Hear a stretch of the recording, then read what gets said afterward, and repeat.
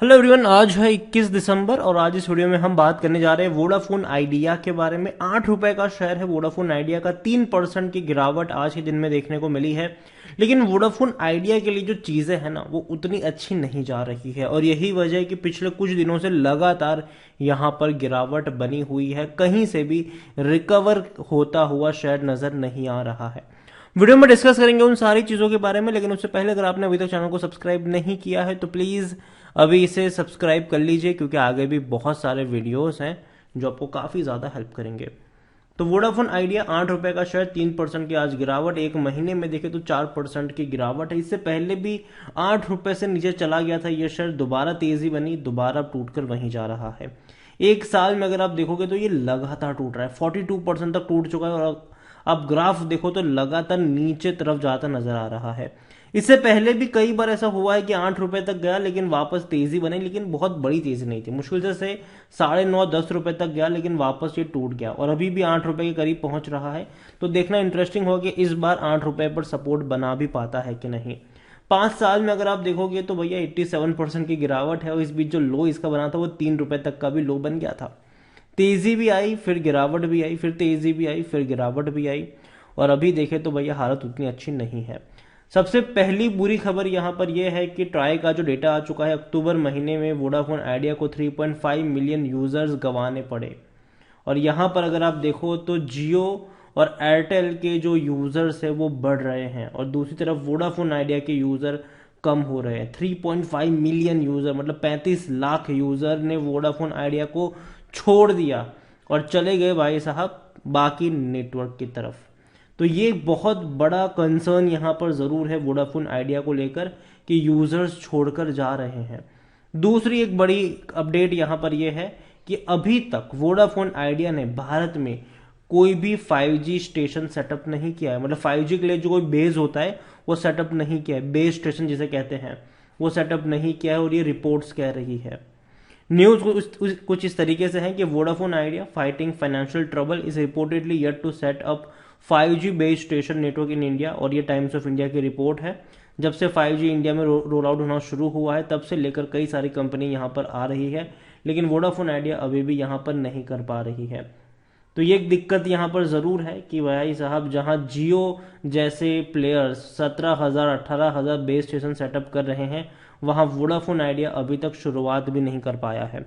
और इसका सबसे बड़ा जो खामियाजा वोडाफोन आइडिया को भुगतना पड़ेगा वो इस तरीके से होगा कि वोडाफोन आइडिया के जो हाई क्वालिटी यूजर्स है, ठीक है, मतलब कि ऐसे यूजर्स जो भैया बड़ा पैसा खर्च करते हैं रिचार्ज को लेकर और इवन इनकी फैसिलिटीज को यूज करने को लेकर, वो शायद इनको छोड़ सकते हैं अगर 5G जल्द से जल्द वोडाफोन आइडिया इस रेस में आगे नहीं रहा तो।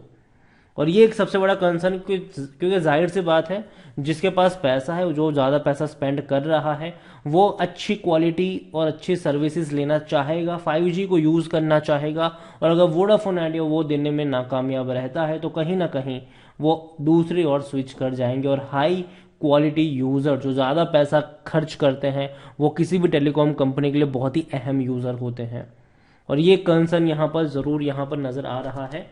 यहाँ पर वोडाफोन आइडिया को लेकर देखा जाए तो भैया लार्ज कैप शेयर 26,000 करोड़ से भी ज्यादा का इसका मार्केट कैप है। वॉल्यूम देखे तो 6.5 करोड़ से भी ज्यादा का बीएससी में है। एनएससी में भी तकरीबन इसका 7 करोड़ के आसपास का वॉल्यूम रहा है। मतलब अच्छी क्वांटिटी में शेयर ट्रेड जरूर हुए हैं, लेकिन कंसर्न क्या है, यही कि हर क्वार्टर में 7,000 करोड़ से भी ज्यादा का लॉस कंपनी कर रही है। रेवेन्यू 10,600 करोड़ का सितंबर में रहा जरूर, लेकिन उसके सामने देखो तो भैया 7,595 करोड़ का लॉस। तो ये सबसे बड़ा प्रॉब्लम वोडाफोन आइडिया को लेकर अभी जो निकल कर आ रहा है वो यही है कि भैया लॉसेस बहुत ज़्यादा हो रहे हैं इनके, और इसको निकालने में कंपनी को काफ़ी ज़्यादा दिक्कत हो रही है। कंपनी की जो सबसे बड़ा मेजर कंसर्न लॉस का वो यही है कि भैया डेट बहुत ज़्यादा है, कर्जा बहुत ज़्यादा है। कंपनी अगर 10 रुपये कमाती भी है तो सामने 8-9 रुपये उनको खर्च करने पड़ते हैं पुराने कर्जे को चुकाने के लिए। इसके अलावा और भी कई सारे इनके खर्चे हैं जो कहीं ना कहीं इनको उतना अच्छा मतलब कंपटीशन में compete नहीं करने दे रहा है। According to Moneycontrol user सिर्फ 6% लोग हैं जो बेचने की बात करें, वरना हर कोई कह रहा है खरीदो, खरीदारी करी है तो बने रहो। इतना ही नहीं, अगर आप देखें तो वोडाफोन आइडिया जो है वो 16,000 करोड़ की लोन भी चाहता है एसबीआई से। हालांकि ये रिपोर्ट्स आई थी, बाद में क्या हुआ अभी तक उसकी अपडेट नहीं है। वोडाफोन आइडिया में अगर हम देखें डिविडेंड, तो भैया भूल जाओ कि आपको कोई डिविडेंड पे कर रहा है ये। और सबसे बड़ी जो प्रॉब्लम है वो यही है कि इनके रेवेन्यू बढ़ रहे थे 2020 तक, लेकिन बाद में वो कम होना शुरू हुए। अभी भी इनके जो रेवेन्यू है वो क्वार्टरली 10,000 करोड़ के आसपास के ही है। तो 2022 के मुकाबले तो ज़्यादा होगा, लेकिन 2021 और 20 के मुकाबले रेवेन्यू बढ़ेंगे कि नहीं, ये एक क्वेश्चन मार्क ज़रूर है यहाँ पर। लगातार लॉसेस में है कंपनी, हर साल बड़े बड़े नुकसान हुए हैं। अभी भी जो शुरुआत के 2 क्वार्टर आए हैं कि जो रिजल्ट्स आए हैं फाइनेंशियल 2023 के दोनों ही क्वार्टर में, इनको तकरीबन 15,000 करोड़ का नुकसान हो चुका है। तो कंपनी भारी लॉसेस कर रही है और वोडाफोन आइडिया खरीदारी करने का सही मौका ये कहना है टिकर टैप का, मेरा नहीं। यहाँ पर होल्डिंग के बारे में अगर हम देखें शेयर होल्डिंग की, तो प्रमोटर के पास होल्डिंग जरूर है, म्यूचुअल फंड के पास बहुत कम होल्डिंग है, डोमेस्टिक के पास भी बहुत कम होल्डिंग है, एफएल के पास 3.53% की होल्डिंग है, रिटेल्स और अदर्स की मिलाकर 20.80% की होल्डिंग है। ओवरऑल वोडाफोन आइडिया एक सबसे मेजर कंसर्न यहाँ पर यह है कि इनके सब्सक्राइबर इनको छोड़कर जा रहे हैं। 5G अगर रोल आउट करने में ये पीछे रह गए तो हालत और ख़राब हो सकती है। ये चीज़ हमने BSNL के केस में देख ली कि जहां लोग 3G 4G लॉन्च कर रहे थे वहां BSNL 2G पे अटका हुआ था। तो ये वजह भी थी BSNL के भैया पिछड़ने की इस रेस से। इनके भी अगर आप देखो तो यूज़र्स मतलब धीरे धीरे इनको छोड़कर जा सकते हैं अगर ये जल्दी से अपना 5G का मतलब सेटअप नहीं कर पाए तो। खास करके जो हाई क्वालिटी यूज़र्स है वो इनको छोड़कर जा सकते हैं। और अभी भी अगर आप देखो तो इनके कई सारे यूजर्स पिछले कुछ दिनों में छोड़कर गए भी हैं।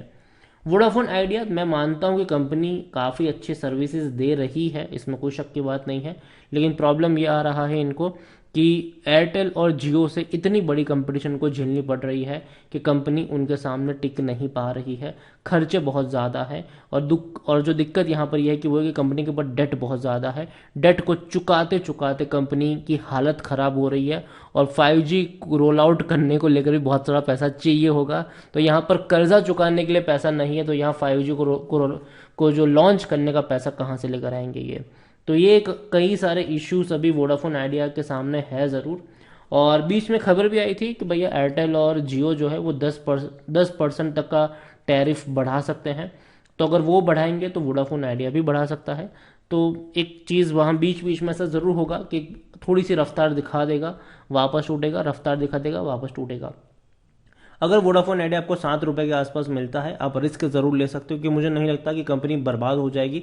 मैं मानता हूँ कि कंपनी अभी भी कंपटीशन में बनी रहेगी, भले ही 5G को शायद ये रोल आउट ना कर पाए, लेकिन 4G के साथ कंपनी बनी रहेगी, सस्ते रिचार्ज प्रोवाइड करवाती रहेगी। क्योंकि 5G अगर आएगा तो भैया उसका भी अलग से रिचार्ज लगेगा।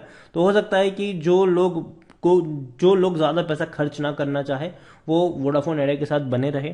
तो अभी के लिए मैं इतना ही कहूँगा कि हाँ, अगर 7 रुपए के आसपास मिलता है तो थोड़ी सी क्वांटिटी आप ऐड जरूर कर सकते हो, लेकिन शॉर्ट टर्म के लिए, लॉन्ग टर्म के लिए मैं बिल्कुल नहीं बोलूँगा यहाँ पर पैसा फंसाइए। क्योंकि रीज़न सिंपल है, कंपनी के ऊपर इतना ज़्यादा कर्जा है कि कंपनी चुकाते चुकाते हालत ख़राब हो जाएगी और लॉन्ग टर्म में शायद सर्वाइव ना कर पाए। लेकिन शॉर्ट टर्म में ऐसा ज़रूर होगा कि 6-7 रुपए के आसपास जाएगा, तेज़ी दिखाकर 8-9 पे आएगा, वापस गिरेगा, वापस रफ्तार दिखाएगा। तो ये सिलसिला चलता रहेगा कुछ महीनों के लिए। तो वीडियो को यहीं पे एंड करूंगा। पसंद आया हो तो लाइक और शेयर करें। चैनल पर अगर पहली बार है तो प्लीज़ सब्सक्राइब करें। और वोडाफोन आइडिया के बारे में आप क्या सोचते हैं वो भी आप मुझे कमेंट में लिखकर बता सकते हैं। Thank you.